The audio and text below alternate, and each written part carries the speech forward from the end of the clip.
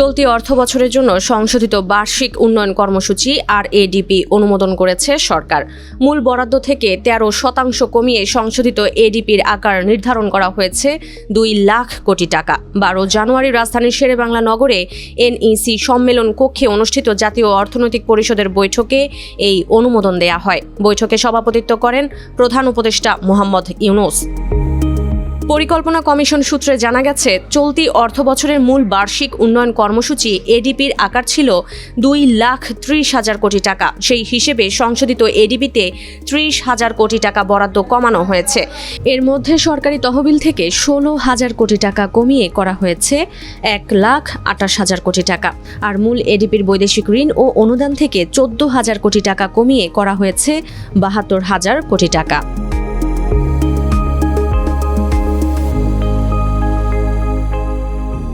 পরিকল্পনা কমিশনের কর্মকর্তারা জানিয়েছেন, প্রকল্প বাস্তবায়নের ধীরগতি এবং মন্ত্রণালয়গুলোর চাহিদা কমে যাওয়াই বরাদ্দ হ্রাসের মূল কারণ। অনেক প্রকল্পের প্রকল্প পরিচালক না থাকা এবং নতুন নিয়োগে বিলম্বের কারণে বাস্তবায়ন বাধাগ্রস্ত হচ্ছে। এছাড়া সরকার বর্তমানে বেশ কিছু বড় প্রকল্প পরিচালনা করছে, যার ফলে সেগুলোর বরাদ্দের চাহিদা কমেছে। পাশাপাশি বর্তমান বছরটি নির্বাচনের বছর হওয়ায় মন্ত্রণালয় ও বিভাগগুলো তুলনামূলক কম বরাদ্দের দাবি জানিয়েছে।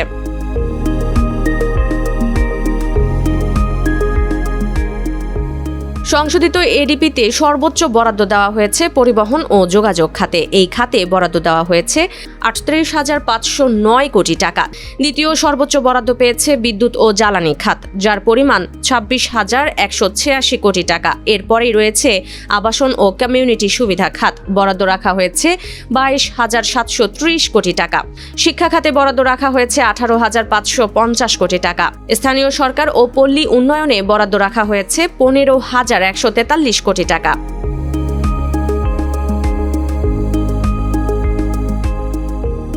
বাস্তবায়ন সক্ষমতার অভাবে স্বাস্থ্য খাতে সবচেয়ে বড় ধাক্কা লেগেছে। এই খাতে বরাদ্দ 74% কমিয়ে মাত্র 4,718 কোটি টাকা করা হয়েছে, যা আগে ছিল 18,148 কোটি টাকা।